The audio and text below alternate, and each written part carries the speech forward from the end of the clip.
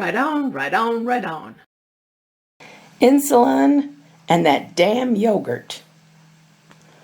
Understanding insulin. Because I've had a huge setback after eating the magic yogurt, I've gone down another rabbit hole attempting to find answers to understand insulin. I have encountered the problem of using the search term insulin, which connects directly to blood sugar exclusively. Seems that no one is talking about insulin without focusing on blood sugar. But the findings that state that reuteri raises insulin do not say that blood sugar is affected. In fact, there is no mention of blood sugar that I observed. And we are so indoctrinated to blood glucose that comments defending eating that yogurt have assured me that their blood glucose is fine. For clarity, if you buy into the yogurt hype and are willing to eat a substance that raises your insulin, that's your choice. But you should know before you eat it that it raises insulin. And a glucose monitor will not check insulin results. That's a whole other test.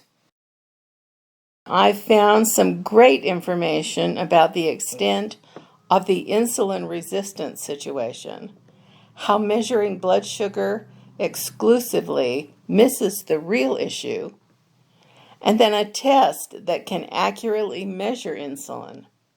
First up is Dr. Sten Ekberg. Please find him and watch the entire video. 500 million people in the world today, but there's 2 to 3 times that many people that have prediabetes, meaning if they don't change something dramatically, in 5 to 10 years, they'll probably be, most of them will be diabetic. So that's upwards of 2 billion people who have this or will get this condition. So what's the problem here? Well, let's try to sort out the sequence of things. First, they look at blood sugar only. They look at excess sugar. And when they talk about development of type 2 diabetes, they're talking about blood sugar only.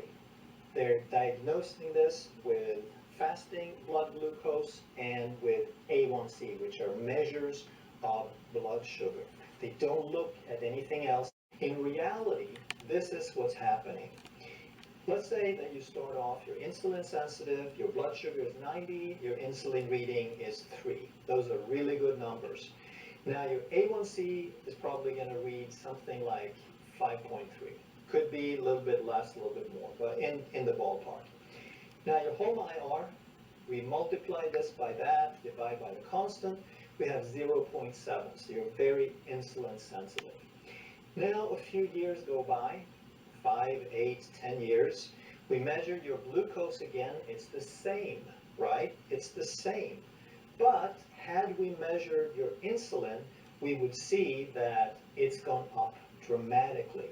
Your A1C might have gone up a little bit because your body ultimately manages to get it back down to 90 because it's controlled, it's working really hard to do this, but it takes it a little bit longer to get it down, so your average A1C is probably a little bit higher.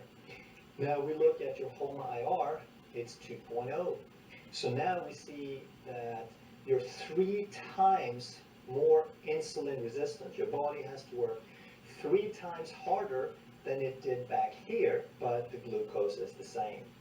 We go another few years, your glucose is still 90, but now it takes 18 units of insulin.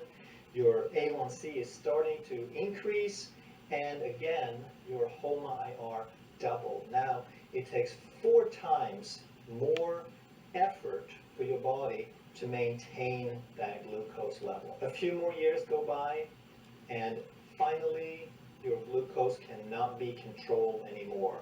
You got 150, they say, oh dear, you have diabetes, look at that. And your insulin, which they don't measure, is sky high, and your A1C is going to be above this. It could be 7, 8, 9, 10, 12, 14. Once the dam breaks, there's really no controlling it anymore. And if we calculate your home IR now, it's getting astronomical because the insulin is high, but even with that high insulin, the glucose is not controlled anymore. And next, Dr. Ken Berry. He has a little thing on the insulin test. This test is a C-peptide. And in order for you to understand it, we're going to have to travel deep inside your pancreas and then travel even further down to the microscopic level to a set of cells known as your beta cells. These are where insulin is made in your pancreas. But insulin is not made on its own. It's actually made initially as proinsulin. And so it contains a molecule of insulin, a molecule of C-peptide, and then a messenger protein tagged to the end. It then breaks into proinsulin, which is just insulin and C-peptide bound together. Ultimately, when it comes out into your serum or your bloodstream, it is a molecule of insulin and a molecule of C-peptide. So for every molecule of insulin circulating in your bloodstream, there's also a molecule of C-peptide. So that makes C-peptide an excellent proxy marker for the level of insulin in your blood. Now, As for me, that damn yogurt would kill me, literally. Hey, thanks for watching.